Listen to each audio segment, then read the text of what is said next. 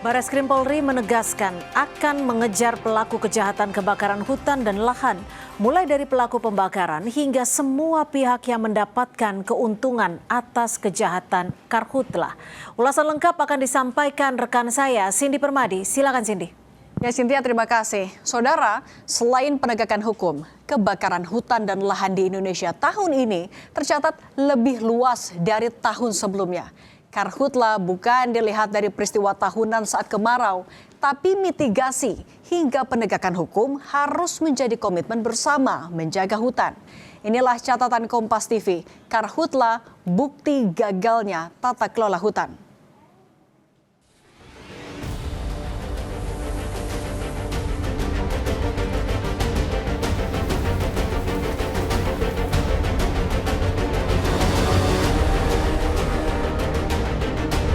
Kebakaran hutan dan lahan atau karhutlah meluas ke sejumlah wilayah di Indonesia. Tidak hanya di Pulau Kalimantan, titik api juga terdeteksi di Sumatera dan Jawa hingga Papua, seiring dengan musim kemarau pada Agustus 2026. Salah satu lokasi yang kini menjadi perhatian karhutlah di Kalimantan. Presiden Prabowo Subianto bahkan meninjau salah satu titik kebakaran hutan dan lahan di Desa Limbung, Sungai Raya, Kubu Raya, Kalimantan Barat. Usai melihat langsung upaya pemadaman dan dampak karhutlah, Prabowo yakin karhutlah mampu diatasi dan pelaku juga akan ditindak. Dan kalau kita lihat sejarah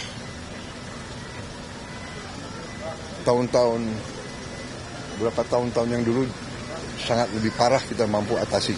Jadi saya percaya ini segera kita atasi. Oke? Terima kasih. Yang sengaja membakaran hutan gimana Pak? Ada tindakan nggak Pak? Oh iya, harus kita tindak ya. Sementara itu, Polri menetapkan tersangka atas munculnya ribuan titik api yang tersebar di 9 Polda. Direktur Tindak Pidana Tertentu, Dirtipiter Bareskrim Polri, Brigjen Muhammad Irhamni berjanji akan mengejar seluruh pelaku yang dapat keuntungan atas kejahatan pembakaran hutan dan lahan.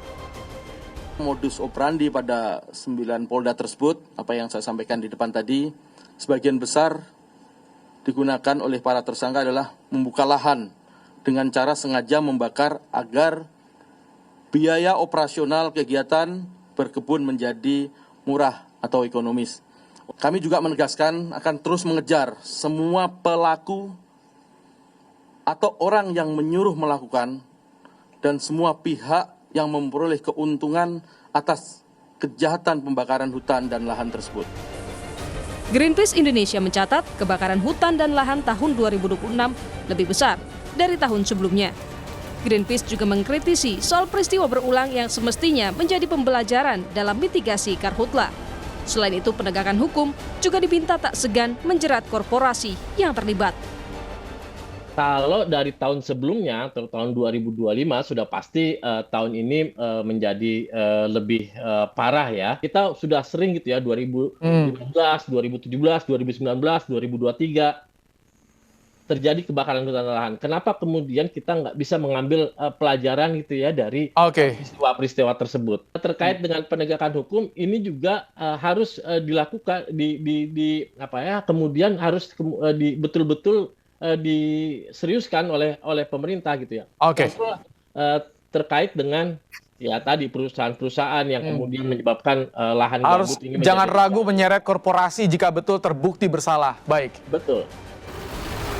Masyarakat dan DPR juga meminta pemerintah memperkuat penanganan karhutlah yang kembali meluas di sejumlah wilayah di Indonesia. Persoalan karhutlah kini menjadi ancaman bencana yang berdampak langsung terhadap keselamatan, kesehatan, mobilitas, dan aktivitas masyarakat. Tim Liputan, Kompas TV. Bencana kebakaran hutan dan lahan atau karhutlah berulang kali terjadi. Bahkan hampir di setiap tahun dengan skala dan intensitas berbeda. Pembelajaran, komitmen penegakan hukum penting dalam memperbaiki tata kelola hutan.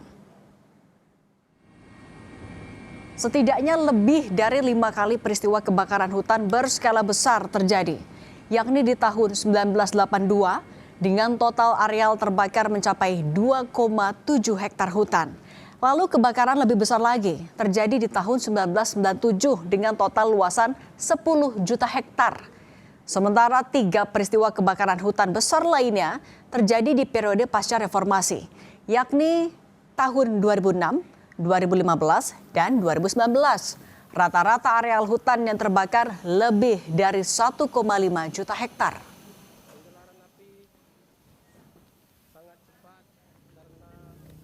Setelah kebakaran hutan tahun 2019, Presiden Jokowi mengeluarkan instruksi Presiden atau Inpres untuk menetapkan moratorium pemberian izin pembukaan hutan bagi lahan sawit, kegiatan penebangan, dan pertambangan secara permanen. Ironisnya, moratorium itu menjadi pepesan kosong bagi perlindungan hutan. Pemberian izin alih fungsi hutan tetap diberikan kepada perusahaan-perusahaan swasta.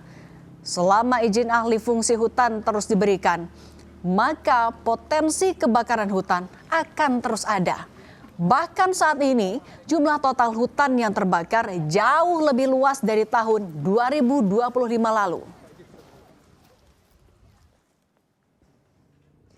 Data Sipongi Kementerian Kehutanan mencatat area lahan yang terbakar pada periode Januari hingga Juni 2026 mencapai lebih dari 107 hektar. Jumlah ini meningkat 366% atau naik lebih dari 84 hektar bila dibandingkan tahun 2025 di periode yang sama. Dari total luasan karhutla, sebanyak 54% terjadi di kawasan hutan. Data ini sekali lagi membuktikan bila kegiatan alih fungsi hutan menjadi penyebab utama kebakaran.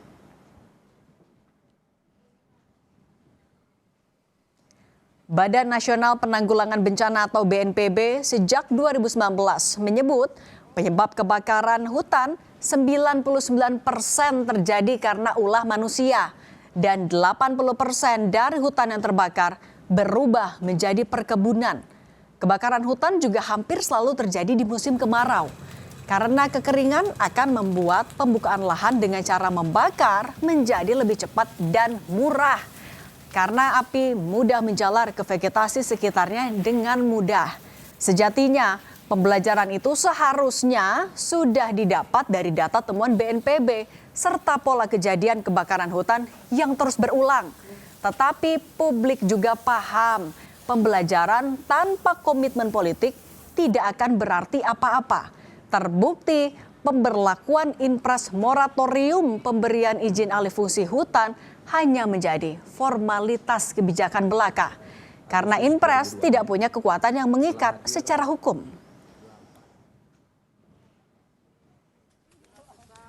Yang dibutuhkan tidak sekedar pembelajaran, tetapi komitmen dari pemerintah, DPR, sampai pemilik korporasi untuk bersama menjaga hutan. Komitmen yang paling mendasar adalah penegakan hukum yang kuat.